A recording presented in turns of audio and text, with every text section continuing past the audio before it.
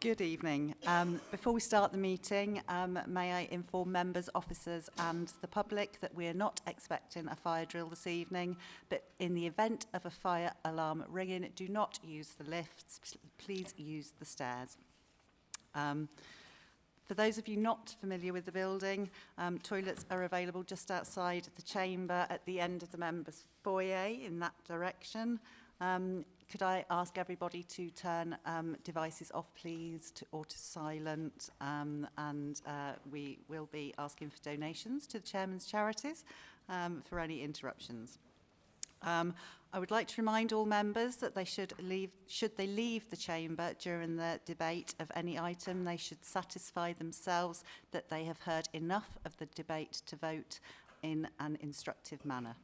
Furthermore, I would also be grateful if all contributions can be concise and that the various time limits for speeches are respected. At the relevant point, I will invite the monitoring officer to confirm the process relevant to the item to be considered. And finally, depending on the length of time of the meeting, it's important that we will take a break at some point. Councillors should return to the meeting promptly at the allotted time, please. Thank you. Okay. Agenda item 1 is apologies for any absence. Are there any apologies for absence, please?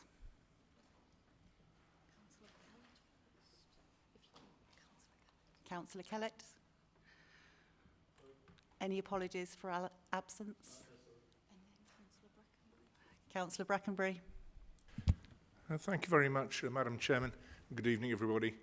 For the Conservative group, we have apologies from Councillor Wendy Brackenbury, and Councillor Jenny Bone apologises. She will be here, but she's going to be rather late this evening. Thank you. Thank you. Councillor Fedorovich. Thank you, Chair. We have apologies from the Green Group from Councillor Desdale and Councillor Polly Shackleton. Thank you. Thank you. Councillor Pengelly. 100% attendance, Chair. Thank you. And Councillor Hakewell, please. Equally 100% attendance. Marvellous. Thank you. Well done. Are there any other apologies to be recorded? No. Thank you very much. Okay. So, agenda item 2, minutes from the meeting on the 22nd of May. So this is the annual meeting that was held on the 22nd of May 2025, subject to it being noted that at minute 8, Councillor Eddie MacDonald being correctly identified as Deputy Leader of the Reform Group.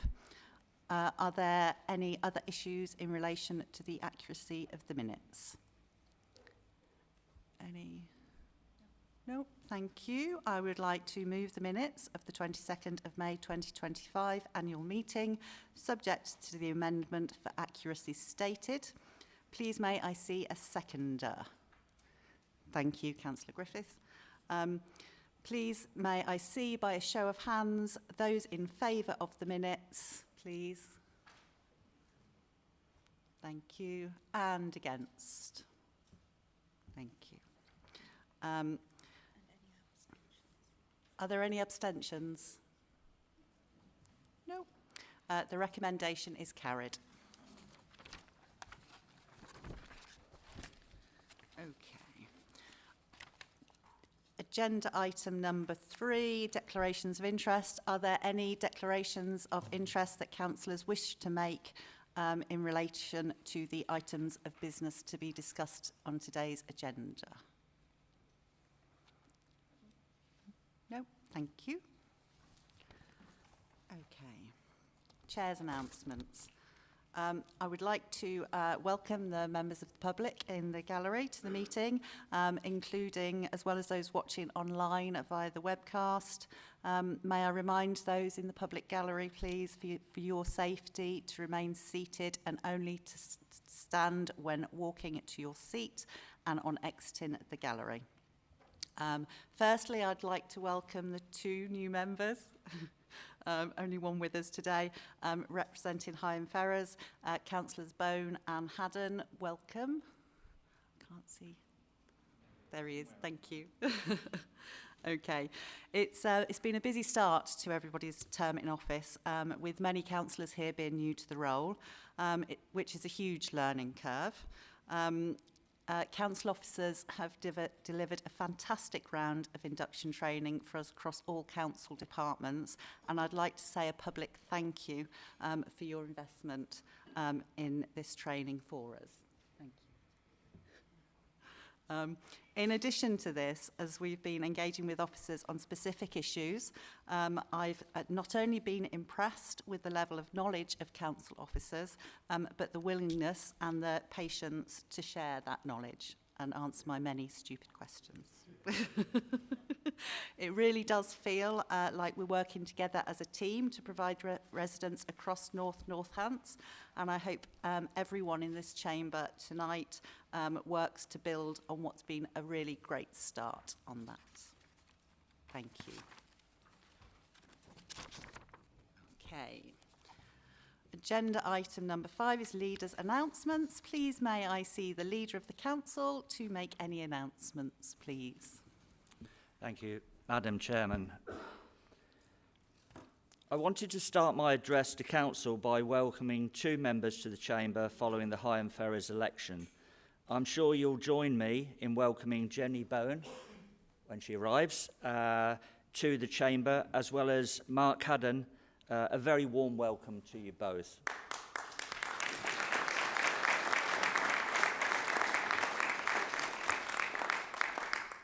It is great to have a full house. And don't worry, you've only missed one full council meeting, and I'm sure you will both catch up very soon. I would like to announce with a very heavy heart, and for personal reasons that I understand and fully respect, that Councillor Barry O'Brien will be stepping down from the executive, and Councillor Brian Bennyworth will be proudly taking Barry's place as executive member for Health and Leisure. Barry will continue to play a vital role as an elected member at the council, and I know he will make a huge contribution to this council and, importantly, to local residents, irrespective of his role. Now, I wanted to say a few words about this week, which is, of course, Armed Forces Week. Armed Forces Week is an important opportunity for our communities, staff and members to show their support for all those who make up the Armed Forces community. From currently serving troops to service families, veterans and cadets. Celebrations began on Monday this week when the Armed Forces flag was raised on buildings and landmarks across the country. To help mark the event, Armed Forces Day flags were raised at all 4 of our main council main offices. A small ceremony took place at the Thrapston office, which I was honoured to attend, along with our Deputy Leader, Eddie MacDonald, and representatives from across the council. And we were honoured to have the Deputy Lord Lieutenant, Gary Liebird, in attendance. I have to say, Madam Chair, that I've had a very busy first month in office. My open door policy has been going very well, and I've enjoyed the many staff who I've seen and met, all who have been very friendly and have been genuinely impressed with the enthusiasm and helpfulness.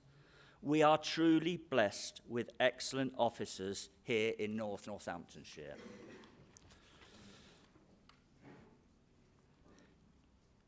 Now, I made the point at annual council back in May that I wanted this council chamber to be a more collaborative and civilised place. So I wanted to lead by example and acknowledge some of the achievements of the previous administration. Indeed, of course, by our talented staff and members from across the political divide. Now, last Friday, I had the pleasure to attend the Municipal Journal Awards in London, where this council won in the category of Innovation in Public-Private Partnership with the Irchester Field School Project. I'm delighted to say that the team working closely on this project are here this evening, and we are joined by Professor Sarah Scott from the University of Leicester, along with our very own Jack Pishorn and Kerry Purnell. It would be great if we could give them a round of applause and also have a picture with the chair of the council if they are happy to do so.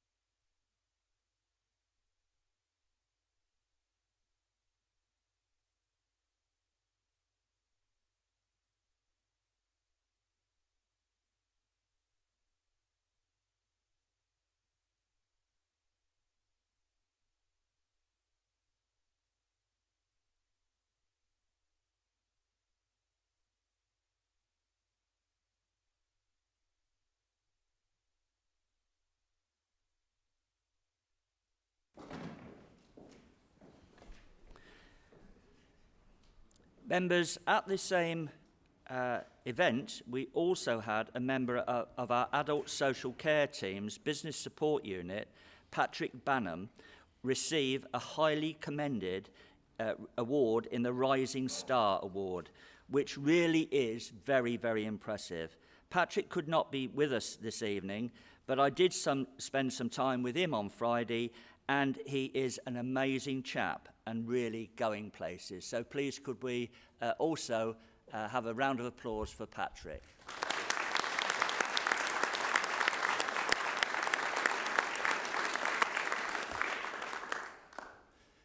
Chair, to continue our winning streak, our Housing Rough Sleeper team won the Housing Heroes Award with our Never Give Up project team on Monday this week in Manchester.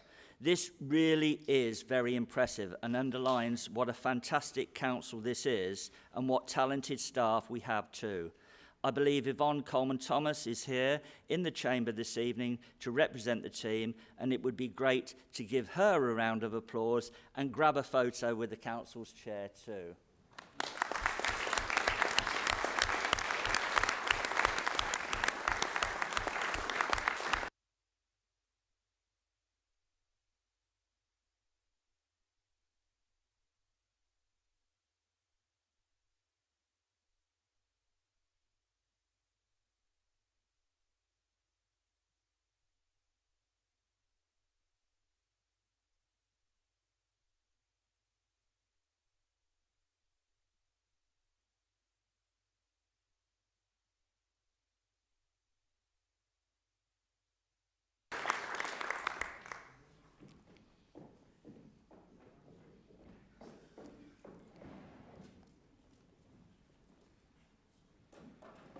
I will be attending the LGA conference next week, meeting up with colleagues old and new, and this will enable some excellent networking opportunities for this council.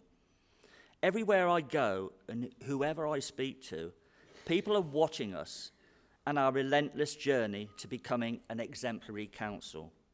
What I find reassuring is everyone is telling me what I already know, that we have the very best Chief Executive Officer, the best in the country, and I've heard that from so many people, and I would certainly not disagree.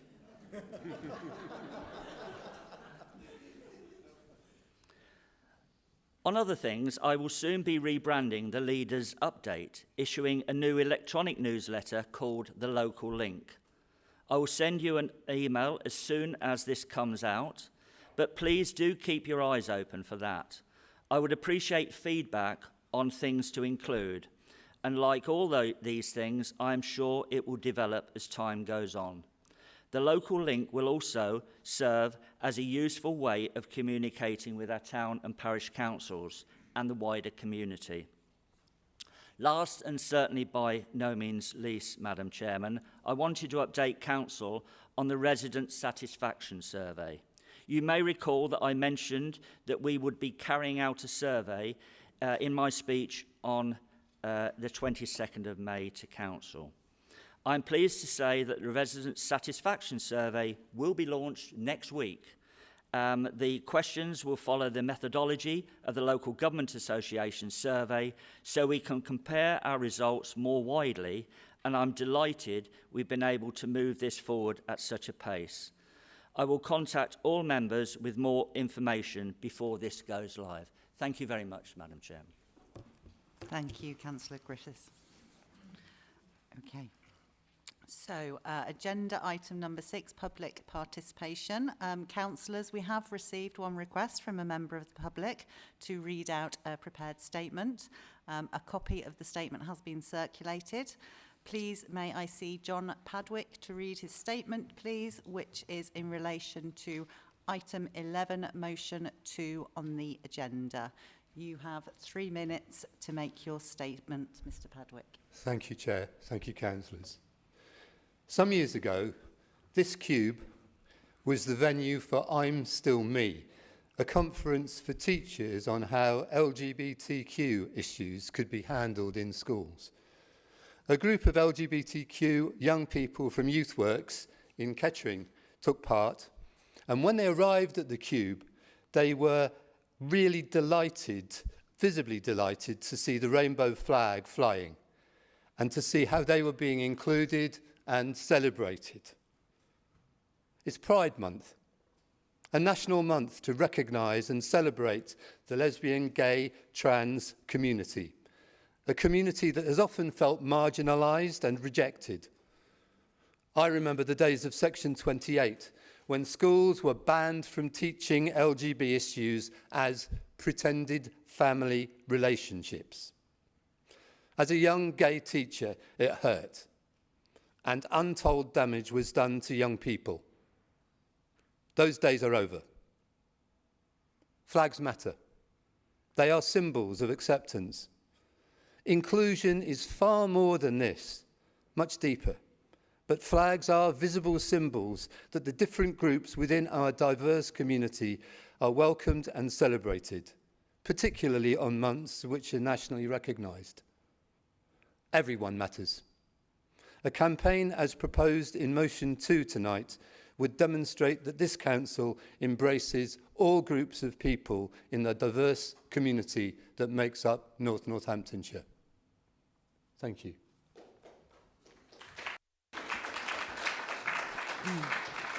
Thank you, Mr. Padwick, for your contribution. I invite you to withdraw to the public gallery for the remainder of the meeting. Thank you. Okay, I can confirm that there are no public questions that have been received for this meeting of the council. I can also confirm that no petitions qualifying for this meeting have been received. Okay. I also understand that there are no executive presentations on this occasion. Okay. Agenda item 8, Hackney Carriage and Private Hire Licensing Policy for 2025 to 2028 and approval of Hackney Carriage Byelaws. I will now invite the Monitoring Officer to confirm the procedure in relation to this next item. Thank you, Chair, and good evening, councillors. Just for clarification, agenda items 8 through to 10, reports before council for consideration and approval. The Chair will invite the mover of each report to present that report, and they will be given 5 minutes to speak on that. Every other speaker will be allowed 3 minutes. Those timescales will be strictly observed.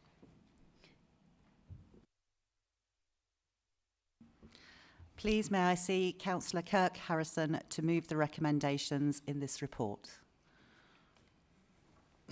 Thank you, Chair.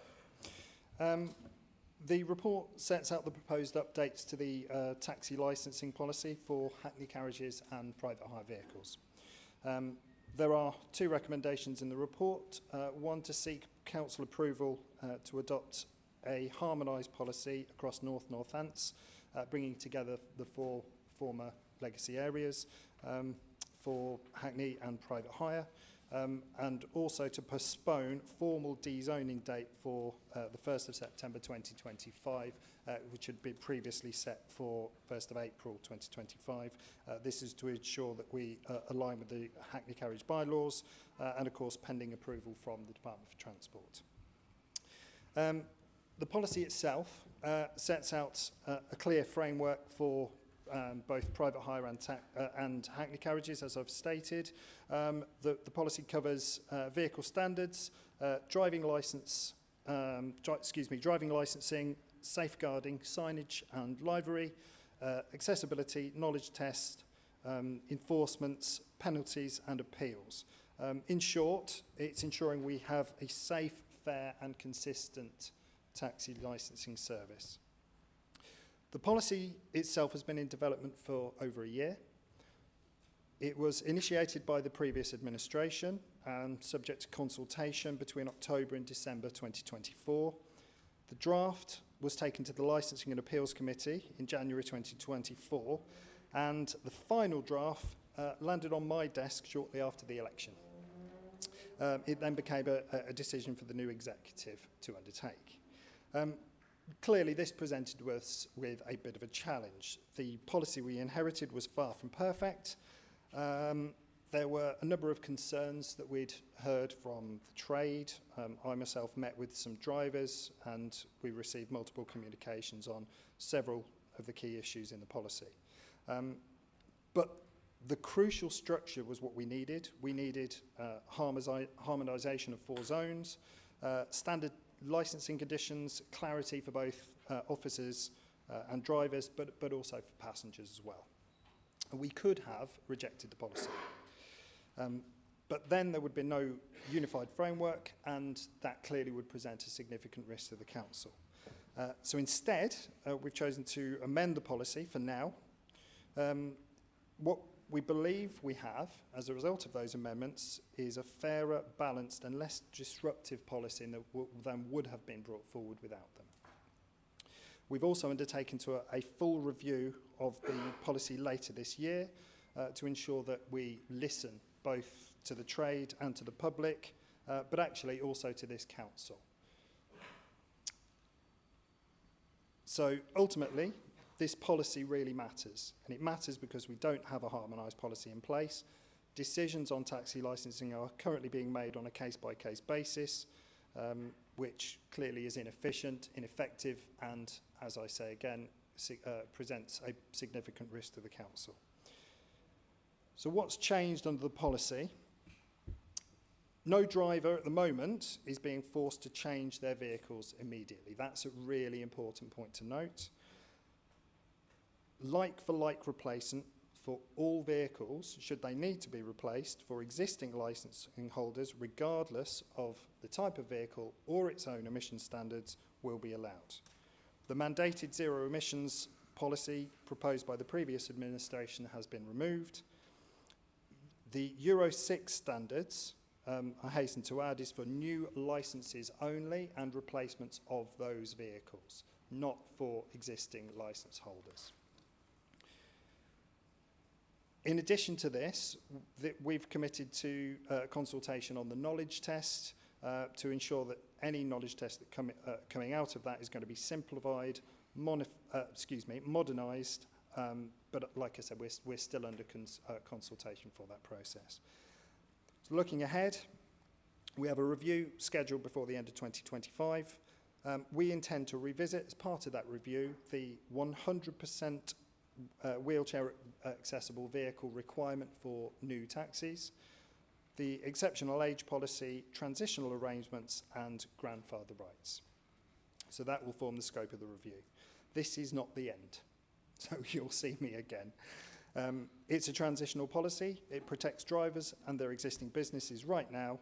As I say, we're going to reconsult on the key issues that we couldn't change without consultation. Thank you. That's 5 minutes. Thank you very much.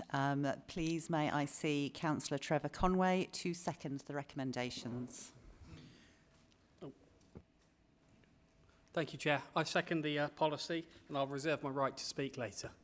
Thank you. Thank you. Okay. So, Can we go to Councillor Pengelly first, please? Yeah, thank you, Kirk, and thank you, officers. I was going to thank Councillor Harrison because there's a bit of a misunderstanding. I believe the Euro 6 policy had been removed, and what you've just said there is still there. So that means if a licensee's taxi gets written off today, then and they have to get a new taxi, they have to get a Euro 6. That's not true. So that needs explaining, councillors. So and there's a lot that needs explaining that people don't understand. On 2.5 of the report, it says in January this year it went to scrutiny, and at that scrutiny committee that was chaired by a Conservative, it was agreed that the policy would go back to scrutiny once we'd had all the consultation and whatever it had been through the system. That's not happened, and we've now got a policy in place. I know it's only a loose policy, but we need to have more discussion and debate on this. There are concerns. I'm 62 years old, and I was a taxi driver in Corby about 20 years ago, and I could draw a map of Corby, and it'd be like a brain surgeon because you knew where every street was. But asking a 62-year-old driver to learn where Nen Road is in Burton, or Windsor Road in Wellingborough, or Purvis Road in Ruston, or Farron Drive in Rawdon, so you just won't know it. But under the knowledge test, you've got to know where all these streets are. So it may put a lot of drivers, especially the Corby reform councillors, will be using from time to time. It might be putting them out of work. So we have to understand what will happen with the knowledge test. What I'm asking Councillor Harrison is for you to sit down with the Corby drivers. You're a decent guy. I've known you for many, many years. And go through the policy with officers, because a lot of it as well is the interpretation. My interpretation might be different to your interpretation, might be different to an officer's interpretation. So right now we're getting different rules and different things from different people. So if you can give me a commitment for that, I think I can support it, but we need that commitment. Thank you. Thank you. Could I ask Councillor Fedorovich to come in next, please?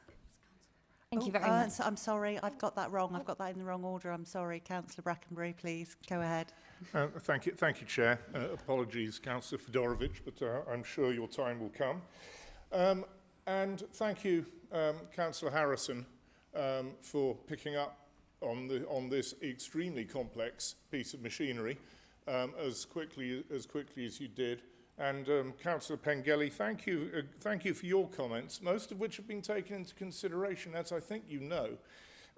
You know, the Euro 6 matter, I mean, Euro 6 is now, you won't, for example, be able to drive in central London without paying for ULEZ. And Euro 6 is not a new technology. It's been going for some time. But of course, that has been taken into consideration. And as far as the knowledge test is concerned, and I think, Councillor Pengelly, we've discussed it once or twice before, the knowledge test will be proportionate to the area in which the driver normally operates, and will, of course, also take account of modern technology. But anyway, Chair, firstly, I would like to thank the team led by Amanda Wilcox and Russ Howell under Ian Smith's department for the enormous amount of work that has been engaged in bringing this policy forward. The formulation of the policy and bylaws has involved wide consultation with many different bodies, and we should be grateful for all these who have responded to the consultations, engaged with North Northamptonshire Council officers and members, and made their views known.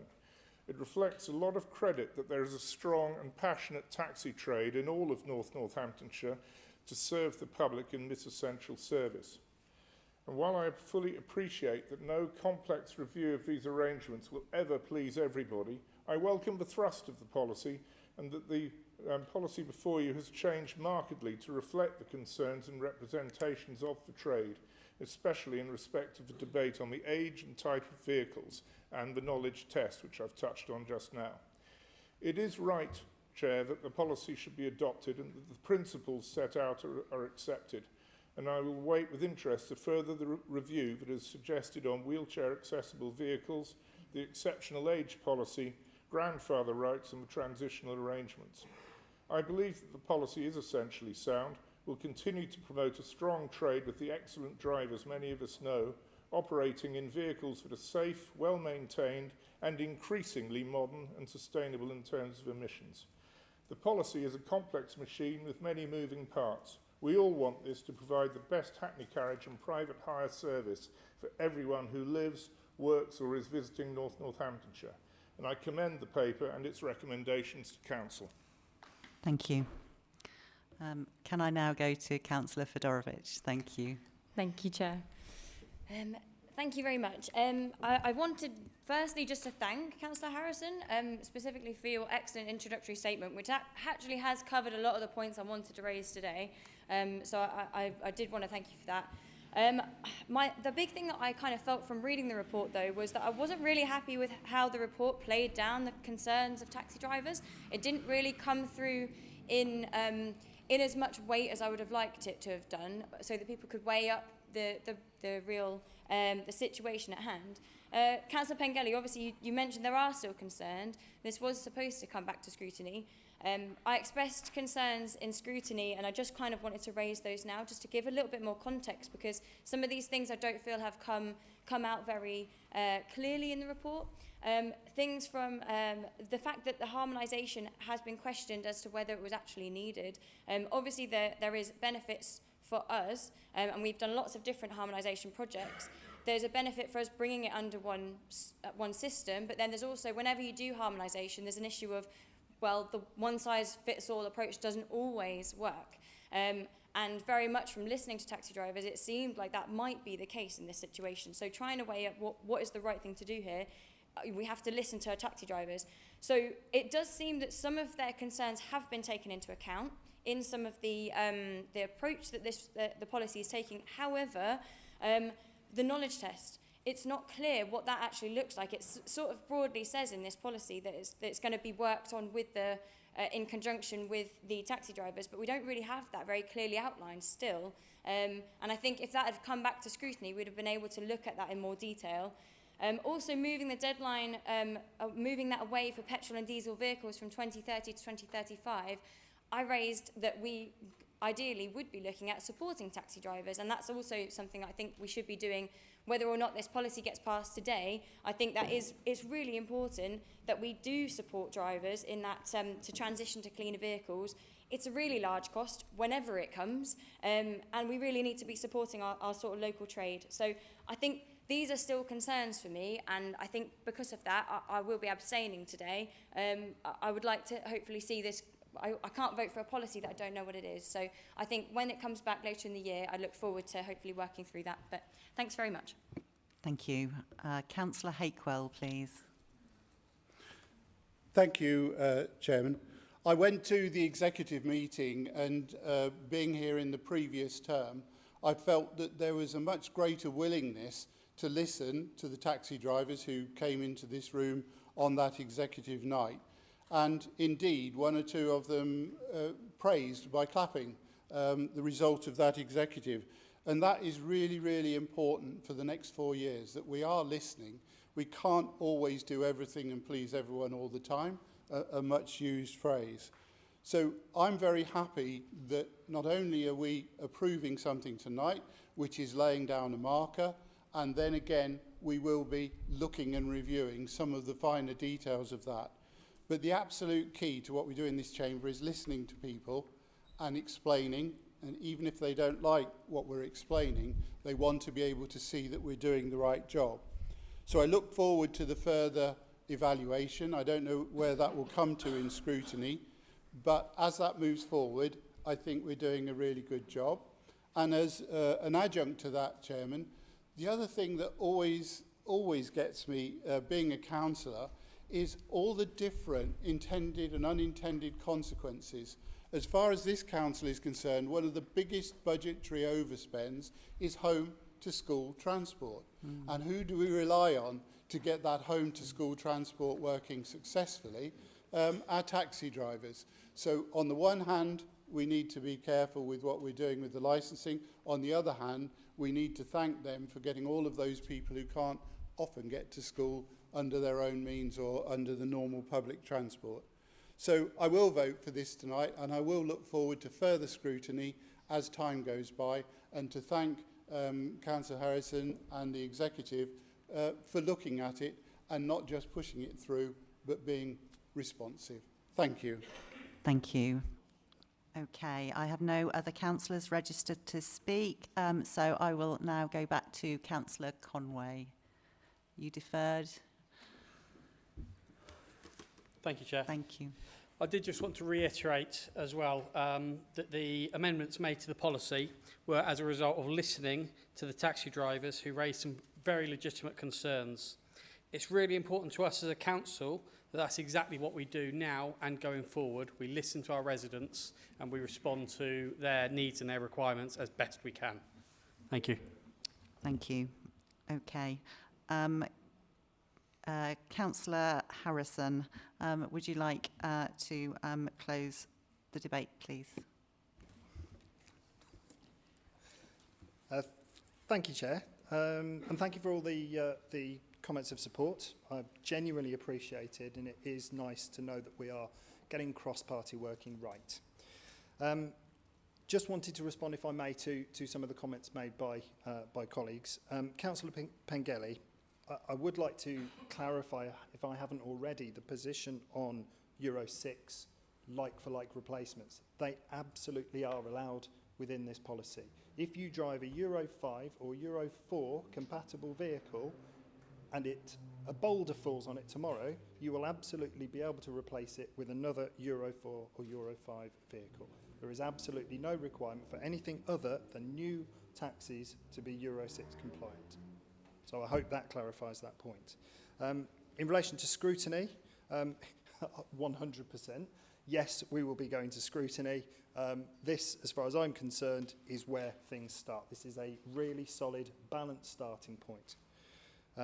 In terms of the knowledge test, I agree with you. You're absolutely right. There have been some concerns over the knowledge test. From what I understand about the position at the moment, there is no requirement for drivers to have an encyclopedic knowledge of the entire North Northants area. They will be required to have a decent knowledge of one area and using modern technology for the remainder. So I believe that will actually go down quite well. Your invitation to sit down with the Corby drivers, yes, of course I will. I would seek to do that sooner rather than later. More than happy to explain the policy. I appreciate it that there may be some complicated language in there, and it, as Councillor Brackenbury pointed out, it is a complicated policy. So I apologise for that. Hopefully the next one will be simple. I struggle to understand it myself, to be frank. Councillor Brackenbury, I believe that's answered your points about the knowledge test and modern technology. Once again, thank you for your support. Just turning to the report itself, playing down on driver concerns, if that did come across in that way, all I can do is apologise and ensure that the next iteration of the report really brings that to the fore. In terms of scrutiny, as I say, I've mentioned it before.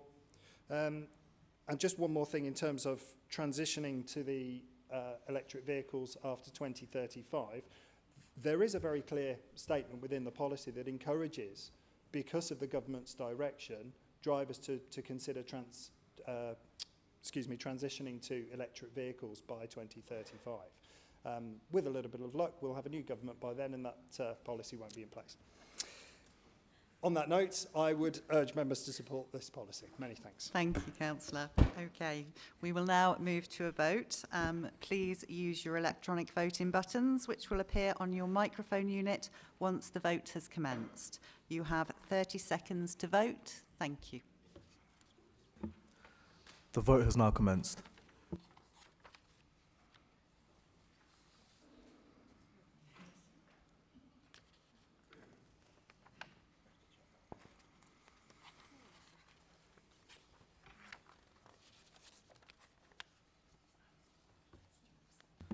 There are 10 seconds remaining.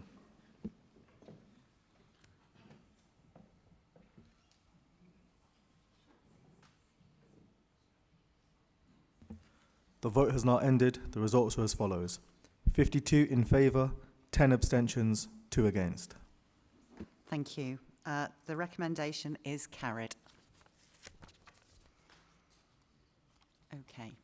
The next item on the agenda is about the political balance on committees. So please may I see Councillor Martin Griffith to move the recommendations in this report. Thank you, Madam Chairman. As members will know, that this is a legal requirement, this report. It is very straightforward. I move the report as printed, Madam Chairman. I've skipped.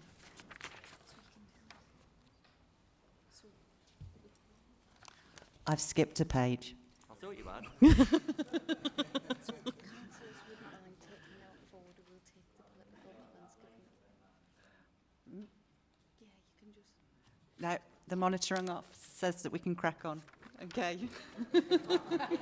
Yes? Good evening, councillors. The joys of double-sided printing.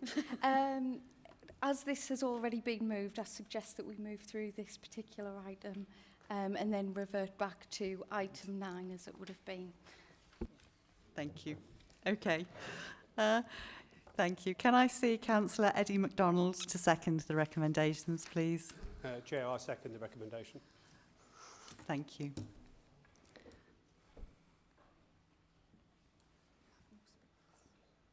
We have no speakers. Okay, so could I ask the mover to close the debate, please?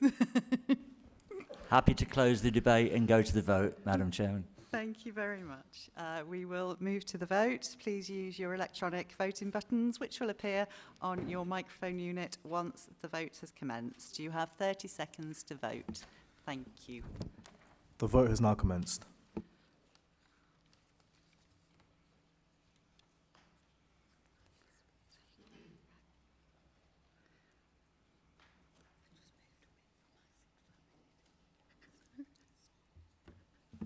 There are 10 seconds remaining.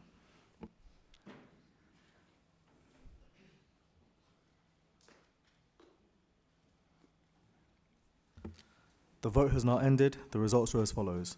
64 in favour, 0 abstentions, 0 against. Perfect. The recommendation is carried. So we will rewind back to the skipped agenda item number 9. Sorry, Eddie. Okay. I will now invite the monitoring officer to confirm the procedure in relation to this next item, which is replacement adults social care system. Good evening, councillors. We've already been through this, but just for the sake of clarity, the mover has 5 minutes to speak, all of the speakers 3 minutes, and this will be strictly observed. Thank you. May I see Councillor Eddie MacDonald to move the recommendations of this report? Chair, I rise to seek full council approval for the drawdown of £2.2 million from planned flexible use of capital receipts to fund the one-off implementation costs of a new adult social care case management system. Why are we doing it? The current council's adult social care systems were inherited from the county council prior to vesting day and were shared across multiple organisations. As we know from our own IT systems at home, they age and they need replacing. Our existing systems are outdated. They're fragmented and no longer support modern, person-centred or efficient service delivery. A new integrated cloud-based system is essential to meet statutory duties, improve performance and support the Council's adult social care strategy. Our existing contracts expired on the 31st of March of this year. Subject to approval by Council today, the target is to commence implementation for a new system by September of this year. The new system is expected to go live in March 2027. To protect our daily business, we have secured interim contract extensions to March 2027, and this will ensure continuity during the transition period. The proposed contract is up to 7 years. Okay. The proposed contract is up to 7 years, initially for 4 years, with an option to extend for a further 3. This will allow us to seek new options to be explored at year 4. The cost of the contract is estimated at £5.72 million over the 7 years. This includes the maintenance and implementation costs. The new system will improve our efficiency, the experience of our staff, and crucially free up practitioners to spend more time engaging directly with the people with care and support needs across North Northamptonshire. A compliant and efficient procurement approach has been identified, which when secured and implemented will deliver efficiencies of £94,000 per annum.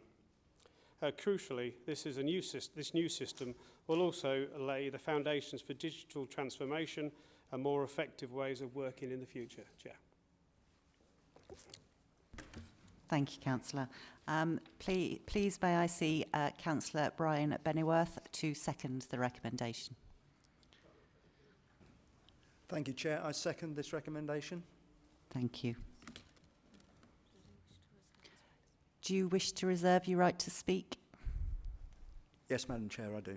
Thank you. Okay. So we have first Councillor Harrison, please. I presume you mean Councillor Helen Harrison.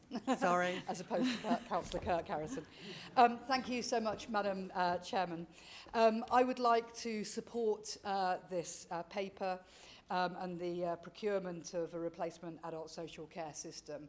I'm delighted that the former administration put this in place because this is going to help our new administration with their efficiency review. Exactly as Councillor MacDonald just explained, bringing this new system that will work properly and allow modern ways of working and free up our social care workers to do the face-to-face and hands-on work that they so desperately want to be doing rather than fiddling around with old systems that don't work is going to be hugely beneficial for the council, for adult social care services and for the users of adult social care. So I'd like to thank Councillor MacDonald for bringing this paper to us today, and I fully support the recommendations. Thank you. Could I move to Councillor Hakewell, please? Thank you, Chairman.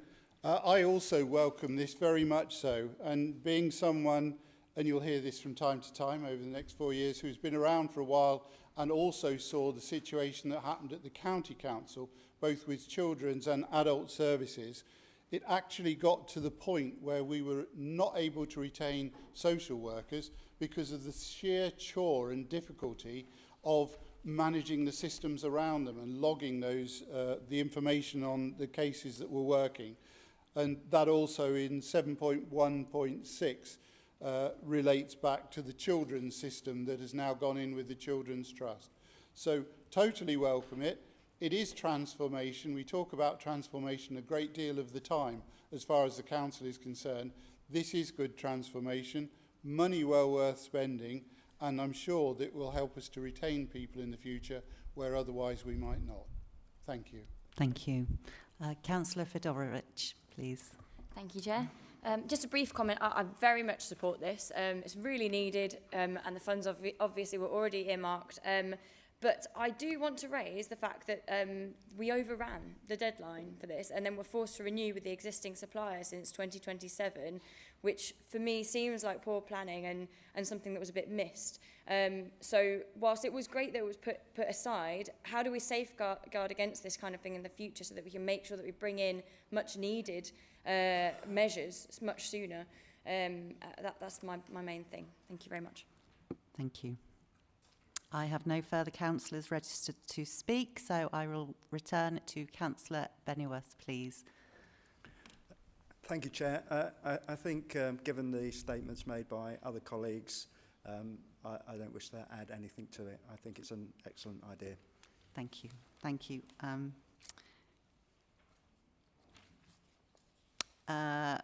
Councillor MacDonald.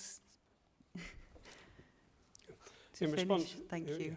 Chair, just in response to Councillor Fedorovich, yes, you're probably quite correct. However, as I pointed out, at the 4-year point of this contract, we've got an extension built into it that allows us to do another 3. It also allows the administration and those people who knows far more about technology than myself to actually look at other options that will be on the market then.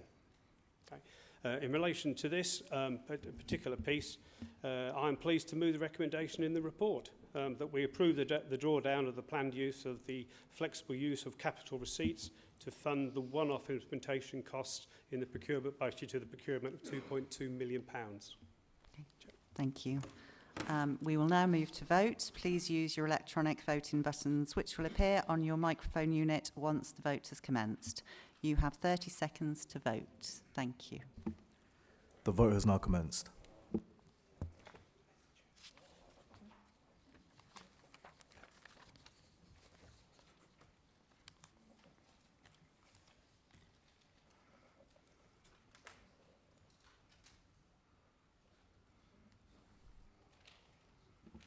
There are 10 seconds remaining.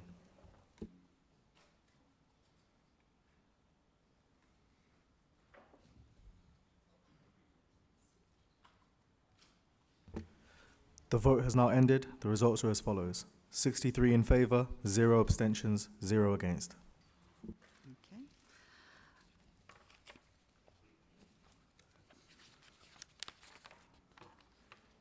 The recommendation is carried. Okay. Item number 11, motions on notice. Thank you, councillors. We have 3 motions on notice for consideration at this meeting as printed on your agenda papers. Please note that I expect all contributions to be concise and please respect the time limits that apply. I will hand over to the monitoring officer who will set out the procedure. Thank you, Chair. As before, the mover of a motion will have 5 minutes. All of the councillors will have 3 minutes and may request to speak once on each item. The Chair will call each councillor in turn as in order of the request to speak. Should there be any amendments or requests to amend a motion before this meeting today, it must be relevant to the motion and in accordance with the meeting procedure rules, specifically 19.14. I'll hand back to the Chair to move through the motions. Thank you. Okay, motion 1. Under meeting procedure rule 19.26, may I see Councillor Jim Hakewell to propose the acceptance of his altered motion, which I understand has been circulated to all councillors prior to the meeting. Thank you, Chair. I'd like to move that the altered motion, which, as you correctly say, has been circulated to all councillors, be approved as an alteration from the original. I sort of apologise. I thought I'd got it all done pretty soon, a week or 2 back, but at the very last moment there were changes in the wording. But those changes in the wording don't spoil the essence of what's going forward. So I would like to move that the altered motion be accepted. Thank you. Councillor Bennyworth, as seconder of the original motion, do you consent to the altered motion? Thank you, Chair. I consent to the altered motion. Thank you.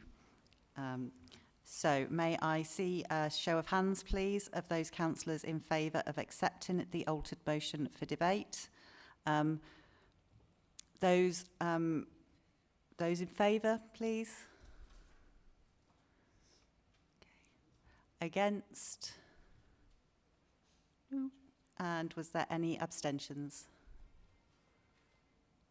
Brilliant. The recommendation is carried.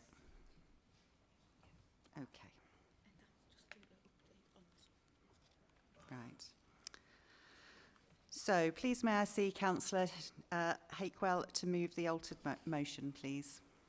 Thank you, Chair. So the new motion, I should say, is on the 16th of November 23, the Executive here received a report setting out a timetable for the adoption of its local development scheme, local plan, including the Gypsy and Traveller local plan scheduled for adoption in March 26. This timetable outlined key milestones, including consultations in March, April and November, December 2024, submission to the Secretary of State in February 25, and examination in September 25 this year. It has been necessary to revise the timeline due to the Council's failure to meet the milestones set out in that report. Had the Council met the original timetable, 2 rounds of consultation would have been completed and the draft local plan would have been submitted for adoption at full council in December 24. Submission to the Secretary of State, therefore, did not happen in February 25. This council therefore resolves to request that the executive member for regulatory services conduct a formal review of the current decision relating to the Rothwell stopping site and bring an updated report to the executive within 4 months. Council also resolves that no further work shall be undertaken to progress the Rothwell stopping site until that review has concluded and been considered by the executive. Chairman, this motion says it all. The community of Rothwell and surrounding villages treasure the Rothwell green space, which was created anonymously, so to speak, by the building of the A14, which split the original field in two. It's a lovely space, people treasure it, and it's a little wildlife haven. The selection of this location for a stopping site was a shock, not only to me and the other ward councillors, but certainly to the community, and particularly the way in which it was done at that time, without proper consultation and without following the local plan. So tonight, Chairman, is simply the start of a process which I and other councillors and the community will get involved with. And I'm really pleased that working with my colleague, Councillor Brian Bennyworth of the Rothwell Maudsley ward as well, that we're actually placing this back onto the proper process. I've been fighting this for 3 years. The community of Rothwell have been watching this taking place.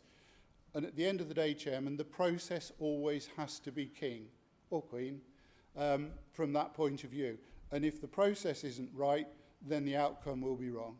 So I'm really pleased that we hopefully will get support tonight, move this motion forward, and I look forward to engaging, as I have in the past, in the future.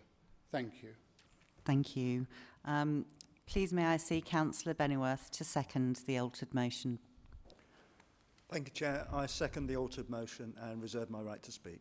Thank you. Okay. I've got no councillors registered to speak. Councillor Howell.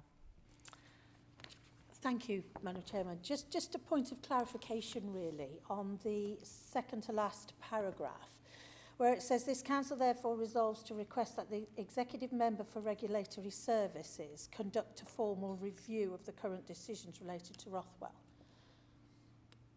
It's a bit ambiguous. Are we saying that the individual is going to conduct a review independently, or are we saying that actually the officers are going to conduct a review?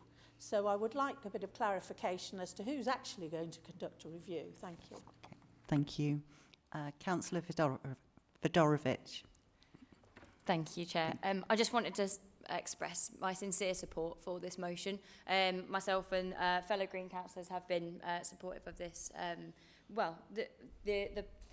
Essentially the proposal to put a traveller site on this site wasn't done through due process, and that is in itself, but also the taking away of this green space, just not really thinking this through, and there are a lot of other options that should have been properly assessed before this was pushed through. So I think I'm just heartily behind it, and I want to state that. Thank you.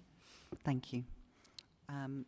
Okay, I have no other councillors registered to speak, so I will now return to Councillor Bennyworth. Thank you, Chair. Firstly, I'd like to thank Councillor Hackwell for bringing this legacy matter to my attention. I also thank him for the information and antecedents background he has provided to me. I believe that our combined work on this matter in bringing this motion forward clearly demonstrates what Councillor Griffiths said in his leader speech on the 22nd of May. In that, as an administration, we are willing to listen and work cross-party for the benefit of the residents of North Northamptonshire. I support this motion for a number of reasons. First, it provides clarity for the residents of Rothwell and protects much-needed green space in the area for the short to medium term. Second, it provides for the administration to properly examine the previous proposals, consider if they are necessary, and potentially look at significant efficiencies. And thirdly, it provides the administration executive team with an opportunity to review the report and bring further scrutiny. Thank you. Thank you. I will now invite the mover of the altered motion, Councillor Hakwell, to close the debate. Thank you, Chair. Thank you. Just to attempt at least to reply to Councillor Howell's question, when this was running through the last term of the council, almost solely one portfolio holder was driving it through, bringing it to the executive and so on. How much support there was around, I don't know, but the executive constantly voted in favour of this. So in the motion, it talks of the executive member of regulatory services to conduct a formal review. And in my opinion, that means that he will come back, he will or she will, I'm not sure, he will or she will come back to us, will actually look at what the data and the information that happened before and bring an updated report to the executive. And I would expect, and I'm sure whoever it is will nod their head, that there will be full consultation. And the key issue will be, do we keep that particular sum within our budget in the future, or do we look at this afresh? So it's no different from the last term. One portfolio holder tended to drive it forward, and this time we'll drive forward the review. Thank you. Thank you. We will now move to vote. Please use your electronic voting buttons, which will appear on your microphone unit once the vote has commenced. You will have 30 seconds to vote. Thank you. Have we? Sorry. Point of clarification again, if I may, please, and I apologise for holding up the proceedings, but I just would like, so the clarification that I was asking was, so in effect, is it the role of a councillor to take on the responsibility of organising and running a review? Surely that's crossing the boundaries between a councillor role and an officer role. Councillor, a point of order or a point of personal clarification. In relation to the points raised within the debate and that addressed, your specific question was, would this be led by the exec member? And I think that the mover of the motion did touch on that and how that would be addressed. So unless there's specific points within the procedure rules where you can address that there is a specific breach of a procedure rule, we move on. Okay. Thank you. Well, we will now move to vote. Please use your electronic voting buttons, which will appear on your microphone unit once the vote has commenced. You will have 30 seconds to vote. Thank you. The vote has now commenced.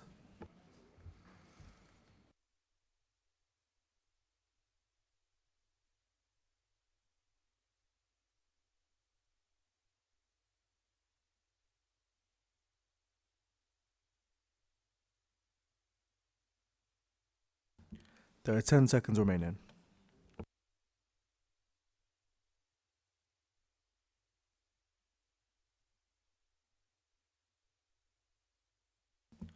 The vote has now ended. The results are as follows.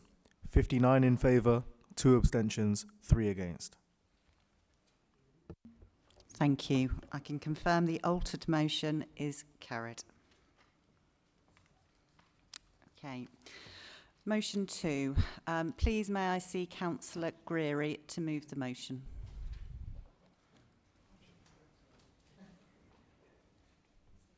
Chair, the name's Geary. Thank you very much. So, this motion calls for the Council to initiate an Everyone Matters campaign. A clear and public confirmation that all residents and all council staff across North Northamptonshire are valued and respected. There have been recent public conversations which raised concerns about certain decisions and how they have been communicated. Worrying comments were made online and offline in recent weeks reflecting a growing unease. An excerpt from a recent Northants Telegraph article, written anonymously, highlights this. The new authority could have very easily put a statement out where they reaffirmed their commitment to minority groups, explained their decision fully, and did their best to minimise the predictable backlash. They did none of this. They knew the abuse and reaction they'd get from this decision, and they allowed it to happen. What might have seemed a small decision has had far-reaching consequences. It has already led to an increase in discriminatory behaviour and made some council employees feel alienated and unwelcome.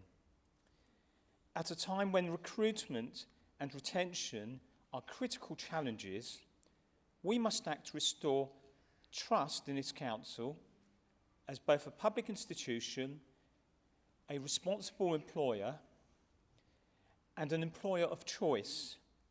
And that begins with making sure all employees feel supported and all potential candidates for employment feel this is an organisation that's worthy of recognition and of consideration. The Everyone Matters campaign would promote a culture of professionalism, respect and openness. It would send a strong and unifying message to our communities that everyone in North Northamptonshire matters. We ask all members to support this motion as a meaningful step towards restoring confidence and the shared purpose in how we serve. Thank you. Thank you. Please may I see Councillor Ben Williams to second the motion. Thank you, Chair. Yes, I second this motion and would like to reserve the right to speak at the end of the debate. Thank you. Thank you. Does any councillor wish to speak on the motion, please? Ooh, excellent. Councillor Harrison. Thank you, Madam Chairman. This is a gold-plated example of performative virtue signalling, empty gesture politics. Although the motion doesn't actually mention the council's new flag policy, that is clearly what it refers to. I'm aghast at the suggestion that without flags being flown, discriminatory behaviour abounds. What infantilising nonsense. Really, people in this council don't know how to behave towards one another unless there's a flag to tell them. I despair if that is the case. That makes me worry about all those groups that we've not flown flags for. Have they been suffering discrimination while we look the other way? I've looked up this campaign. It looks like it was launched in 2012 and was supported by some A-list celebrities. Paul McCartney seems to be the leading light in the UK. But apart from lending his name to the campaign, I can see no evidence of him doing anything since. What does this campaign sign us up to do as a council? Nothing that I can see. Perhaps host an Everyone Matters Day once a year. Well, that'll put an end to discrimination, won't it? This is a do-nothing, make-you-all-feel-good motion that will do nothing to help those who genuinely face discrimination. What will make a difference is managers and leaders swiftly dealing effectively with abusive, bullying and discriminatory behaviour. That's how we show our staff that they're valued and that we will keep them safe. Originally, I thought this was such a silly but harmless motion that I would just abstain, but I've changed my mind. I find it insulting to those of us in this chamber, to those working in this council, and to our residents, that it is thought by the proposers of this motion that unless we fly flags or have an Everyone Matters campaign, none of us can be trusted to be good, decent, caring, compassionate people. I'm voting against this motion.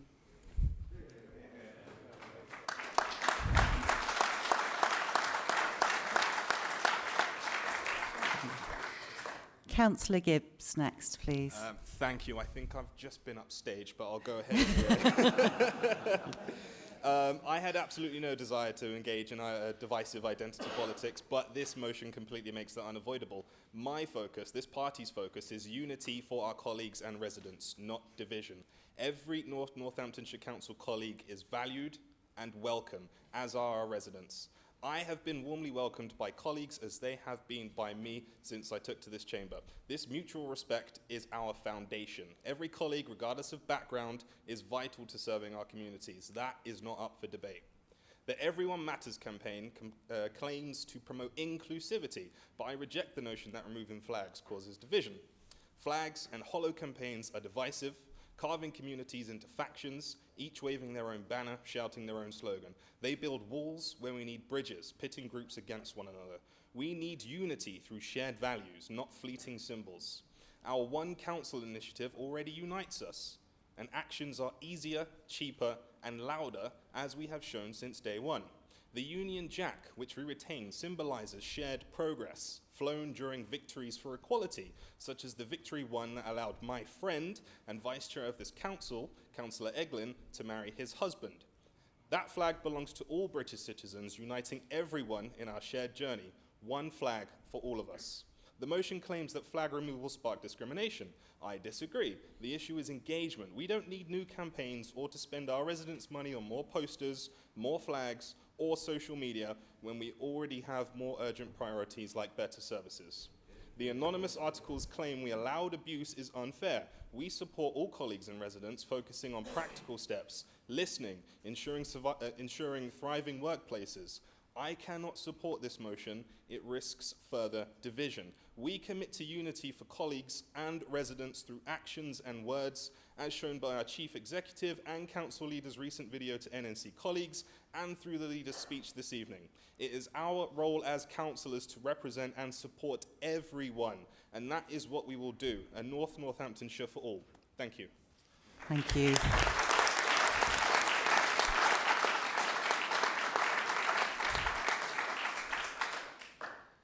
Councillor Colquhoun, please. Thank you. Thank you, Chair.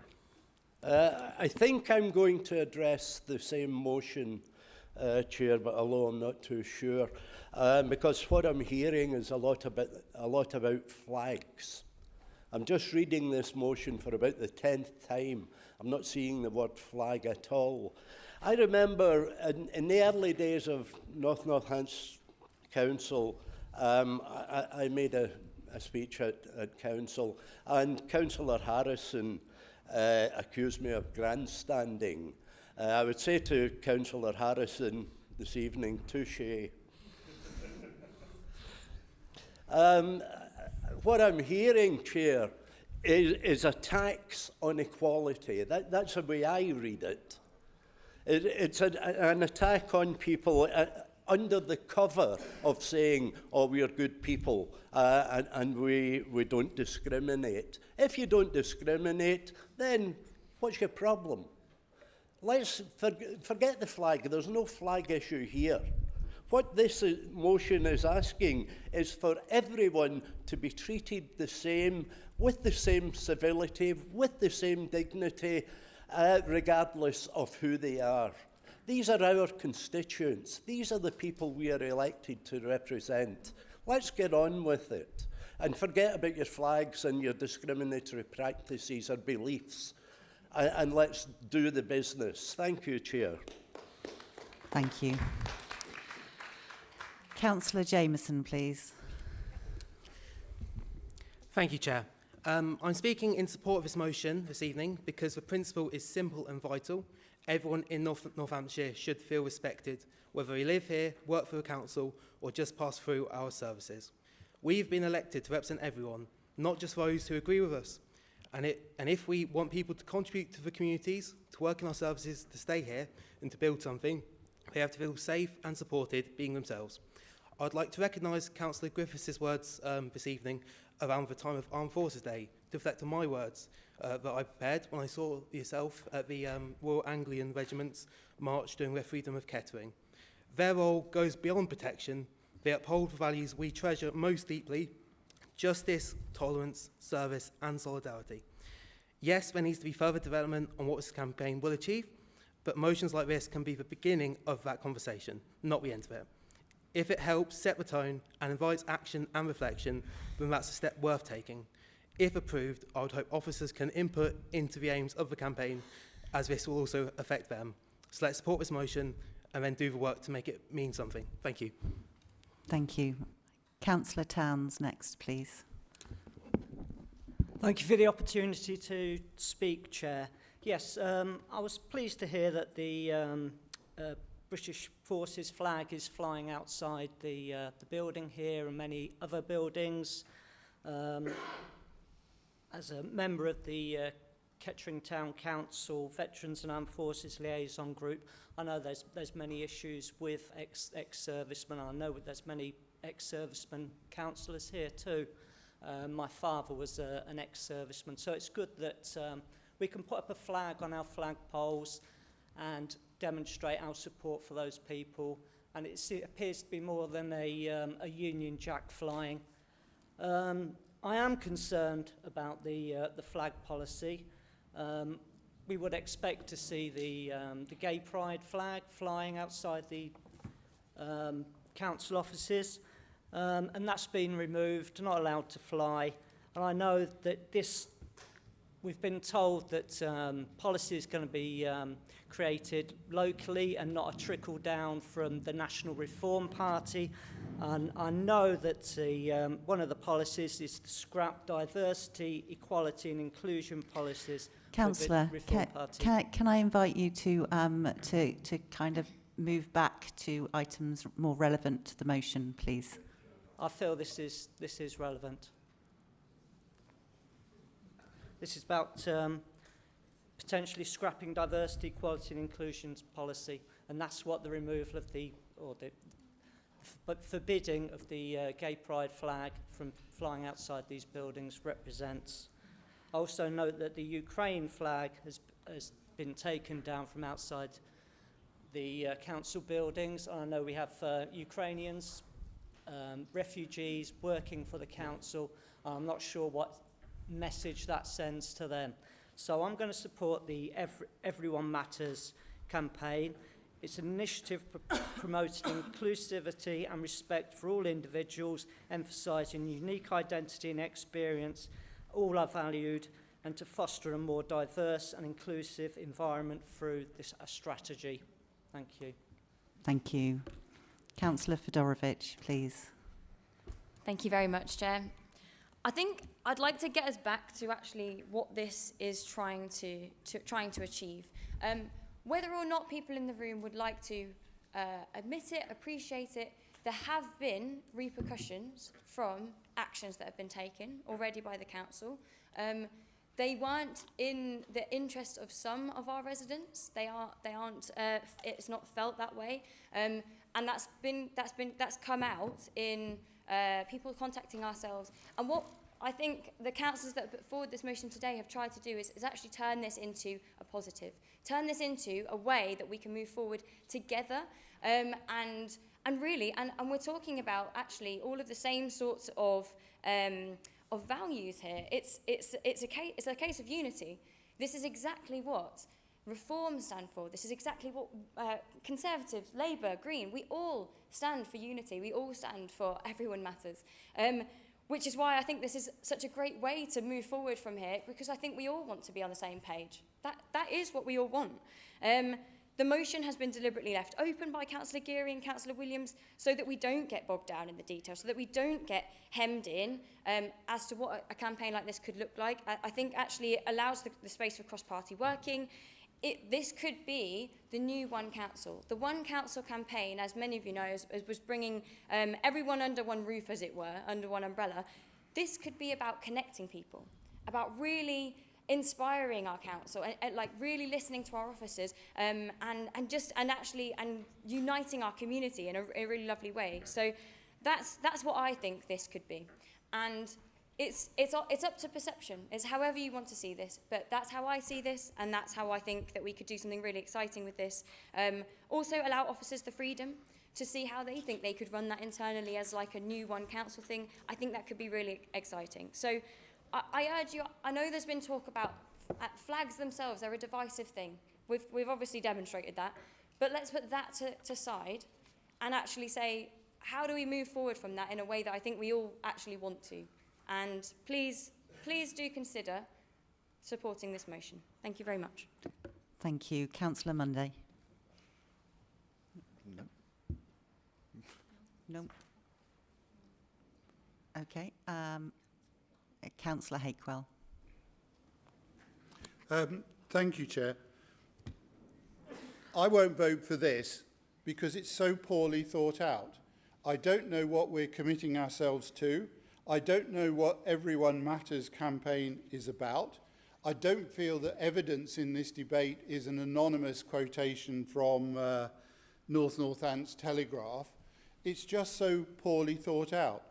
I believe everyone matters, and I believe everyone in this chamber believes everyone matters. So from that point of view, I've always taken the attitude that when we got elected and when we're doing our work, we sign a declaration which says we will represent all the people, not only who voted for us, but all the people in the wider community. And those people who feel or are living in different lifestyles should feel they could approach any one of us at any time, wherever they're from, in any of the context that has been debated today. And I warm to Councillor Harrison's point. I don't think that she was bandstanding in that way, but was articulating a view that is across the community. So everyone does matter, let's agree it. But this particular motion, I think, is very poorly thought out. It doesn't tell us what I would be voting for, how it would work, how it differs from the one council strategy that we have, or whether it would make one iota of difference in my belief that everyone actually does matter. Thank you. Thank you.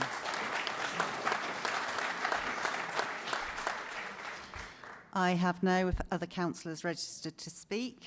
I will now invite the mover of the motion,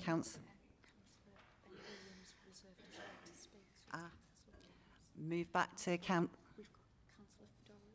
Councillor Fedorovich. Thank you, Chair. I would like to call for a recorded vote, please. Thank you.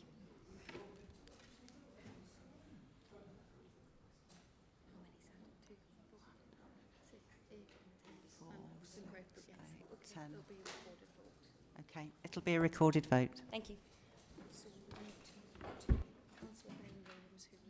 Yeah. Now move back to Councillor Williams, who reserved his right to speak, please. Thank you very much, Chair. Thank you, everyone, for your comments. You know, we hear them loud and clear.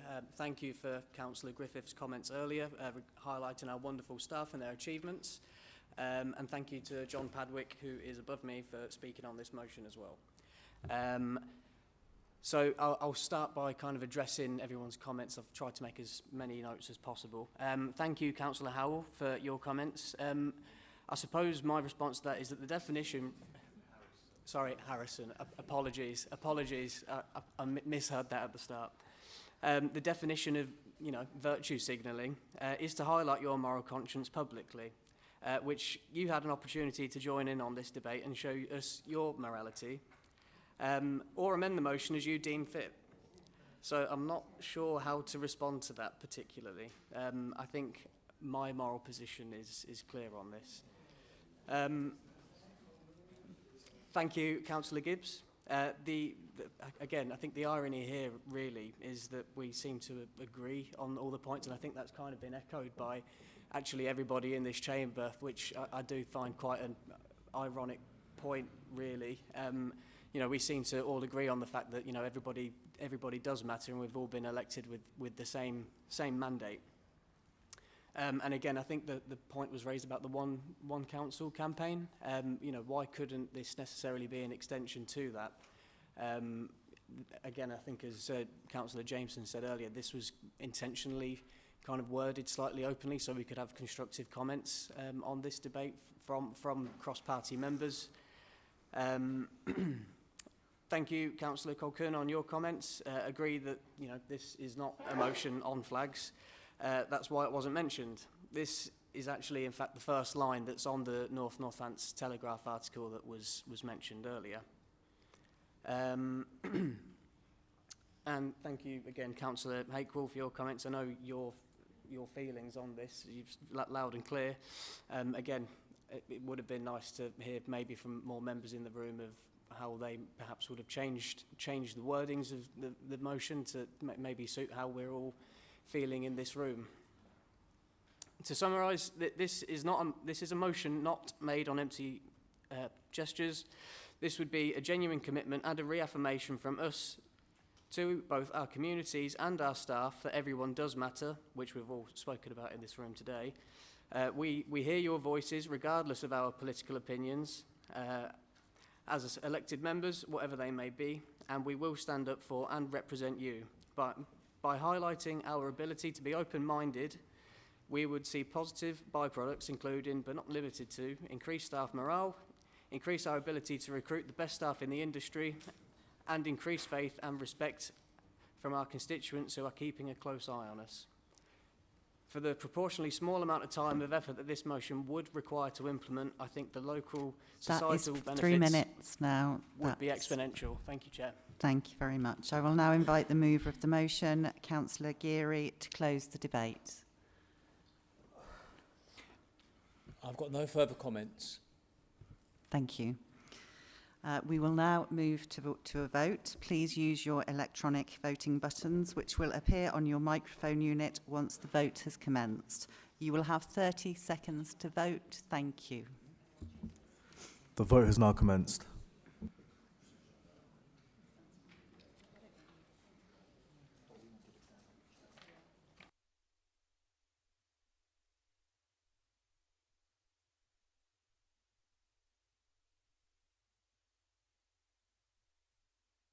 There are 10 seconds remaining.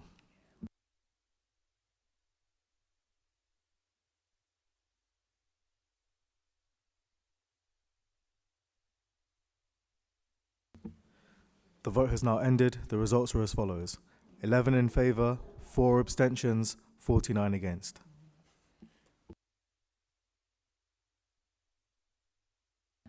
The motion is lost.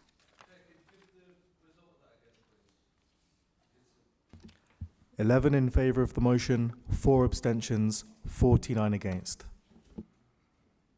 Thank you. Okay, motion 3. I have been advised in advance of the meeting that Councillor Fedorovich wishes to withdraw this motion. Councillor Fedorovich, can I now invite you to withdraw your motion under the procedure rule 19.27? If it's withdrawn, there won't be any further discussion on this point. Thank you. Oh, too many times, sorry. Thank you, Chair. I'm happy to confirm that I will be withdrawing this motion following discussions to bring it back to a future council debate. Thank you very much. Thank you. Okay. Agenda item number 12, councillor questions. So we'll now move on to the questions submitted by the councillors. 4 questions have been submitted to this meeting. Questions and answers have been circulated and will now be taken as read. I will therefore invite supplementary questions and ask that supplementary questions and responses... Circulated, we can't find them on our laptops and we've not had them given to us.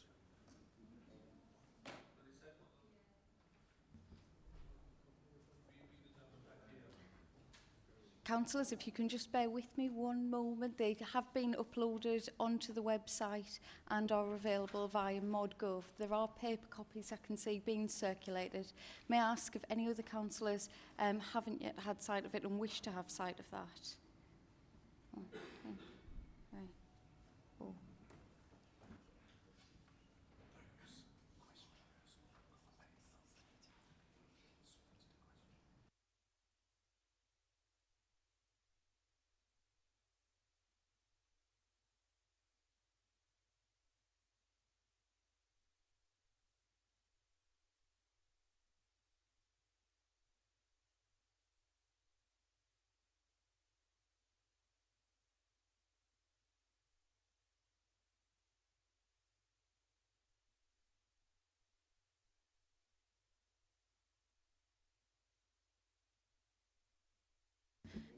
Thank you. The usual practice would be certainly for those to be published on the website as they are currently available to view. Paper copies would be made available to those who have posed the questions, which is why certain members in the room have that.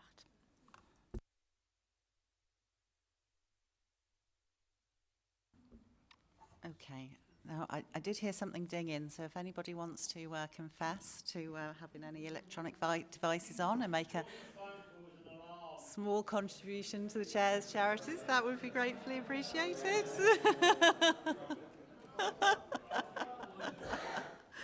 Okay, so question number 1 has been presented by Councillor Helen Harrison. Councillor Harrison, do you have any supplementary question? Yes, thank you. So this is a most disappointing and discourteous answer to the council. I don't know why the leader's being so coy about Doge coming to NNC when he was happy to tell the press last week. So I'm going to proceed on the basis of the public statements that the leader made to the press. And I'm going to make the assumption that you're now going to do things properly and that all the right governance is going to be put in place before anyone steps through our doors. You know, important things like contracting, procurement, data sharing agreements, confidentiality, professional standards, DBS checks, and so on. My supplementary question is this. Here in Northamptonshire, we have a policy of encouraging local suppliers to bid for contracts with the council. If a local firm has expertise in AI, forensic accounting, and so on, and wishes to be part of the Doge team and work for free, how can they bid for the contract? Or is this a closed procurement, open only to a group handpicked by Nigel Farage and Zia Youssef? Leader, please. Councillor Martin Griffiths to respond or provide a written response. Thank you, Madam Chairman. I do not have a date for an efficiency review for this council. I do know that our party leader was extremely impressed with this council when he visited earlier this month. He was also extremely impressed with our senior management team and impressed with the fact that they would be welcoming an efficiency review. There will be no cost to the taxpayers of Northamptonshire.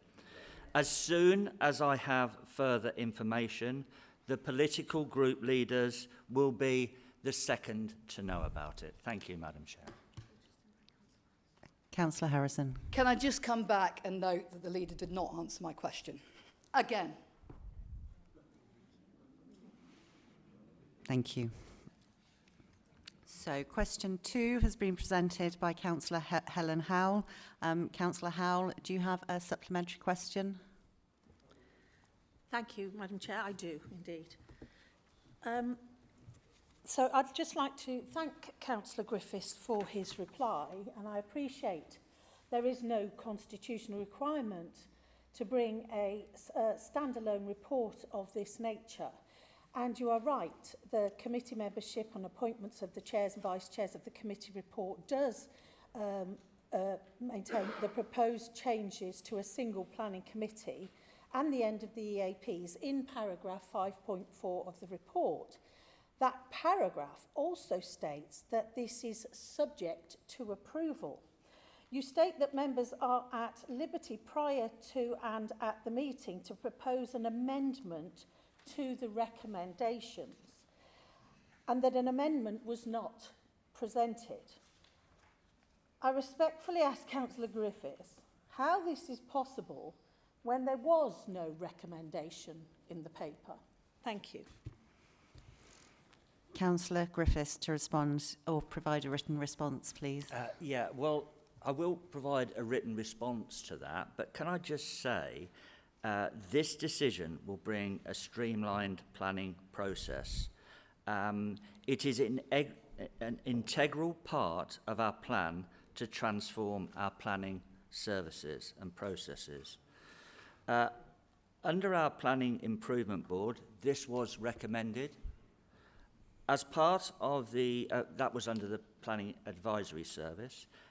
It was also highlighted as part of our Local Government Association peer review, and when they come back in October, I'm sure they'll be extremely pleased that we have taken this step. But with regard to the legal points that appears to be made, we will come back to Councillor Howell with regard to those issues. Thank you. Thank you. Councillor Howell.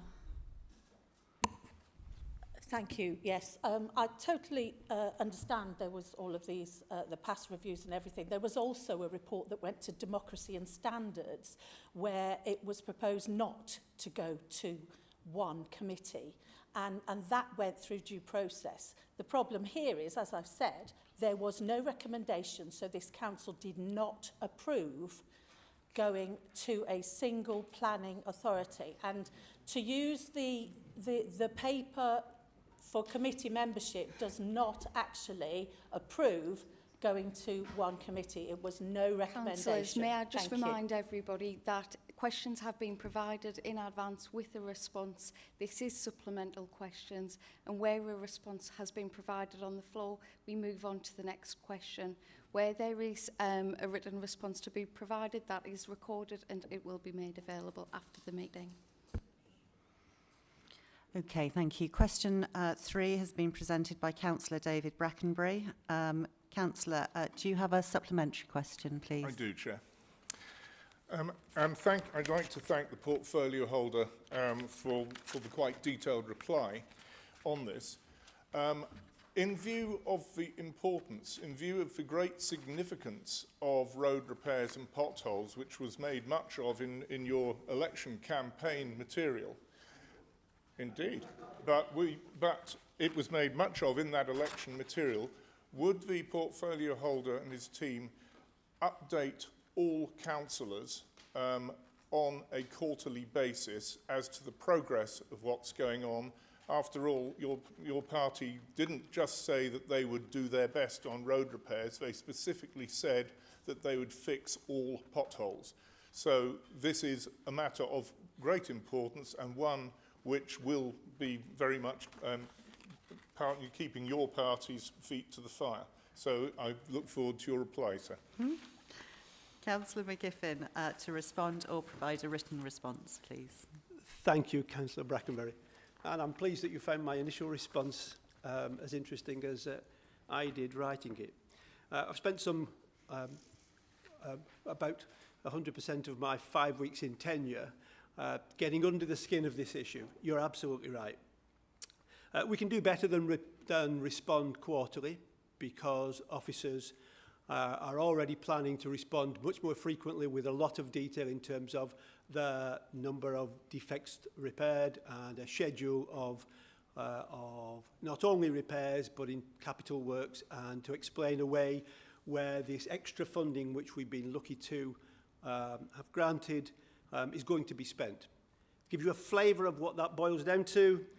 In 23-24, total spending on this sort of work was just over 10 million. Last year was just over 14. This year will be just over 15. Next year will be 20. Some other capital works in terms of bridge repairs, not just road surfacing, will be part of that general spend. The amount we're going to spend on this is increasing. As I mentioned in my initial response, to do the work that needs to be done in Northamptonshire would cost the best part of £170+ million. And it couldn't possibly be done instantly. Every road would be closed whilst it was attended to. But to give you a flavour of my commitment to honouring those points we made whilst knocking on the doors, let me tell you this. I am personally invested in this. As a lifelong motorcyclist, I am completely aware of the capacity for ill-maintained roads to cause serious issues and worse for people like me. So what have I done differently? I've challenged officers and our contract partners to determine where do they do this best, what can we learn, what can we copy, what state-of-the-art tech are we missing that we can procure or borrow or trial or test to improve where we are, what material science developments are there, and we have had some, and I'm impressed by some of the noises I've got from Keir around that detail. I'm following up the inspection regime, the KPI performance regime, with service level agreements, and physically understanding the subjective interpretation of what a great pothole repair looks like. I need to learn, if it looks like this, was that expected? If it looks like this, will it begin to look like this? What about later? And I'm also challenging them. You can imagine that My inbox has been busy since my name appeared on the web page with this poison chalice sat against it. And I will be working with them on the street with hard hat and high vis to ensure that I'm in a position to report back to this chamber about the progress that we're making, because we will make progress. And when this term of administration is over, the roads will be in a far better position than they were when we took office. Thank you.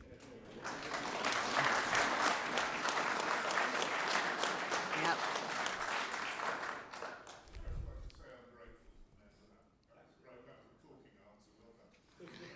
Thank you. So, question 4 has also been presented by Councillor Brackenbury. Councillor, do you have a supplementary question, please? Yes, Chair, I do. I welcome the establishment of a cross-party planning policy working group. However, I would like to entreat the portfolio holder to make sure that that group is wide, cross-party, and covers people who have a genuine interest in planning policy. This is far too important for it to be a little group that doesn't get the attention and doesn't have the input that it needs. Planning policy is going to become increasingly important, as with government policies, there is going to be less. They'd want less and less planning applications to be considered by committee. So I just would request that the portfolio holder takes that strongly into consideration, and I'd be more than happy to work to assist in having a unified planning policy with officers and with yourself. Thank you. Thank you. Councillor O'Hara, to respond or provide a written response, please. Thank you, Chair. I'd just like to reassure Councillor Brackenbury that, as he well knows, I am very, very engaged in planning and absolutely adore it. And I share his concerns that planning policy is more than important. Are you able to stand? Sorry. Thank you. So I can give you every assurance that we will indeed have a very in-depth planning policy discussion, and that will involve a number of persons to attend and give us their input. Thank you.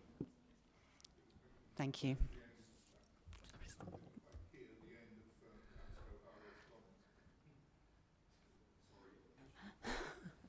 Sorry, Chair. I was just saying that we will indeed engage most vociferously in making sure that everybody who wishes to attend can attend. Oh. I'm perhaps not standing close enough to it. I've just given an assurance that we will ensure that everybody who wishes to attend and be involved, we will do, and we will do that with some vigour. Thank you. Okay. She just said everybody who wishes to attend can attend. Okay, thank you. There are no further agenda items of business to be considered on the agenda today. I would like to draw members' attention to a minor change in the meeting date for the September Council meeting.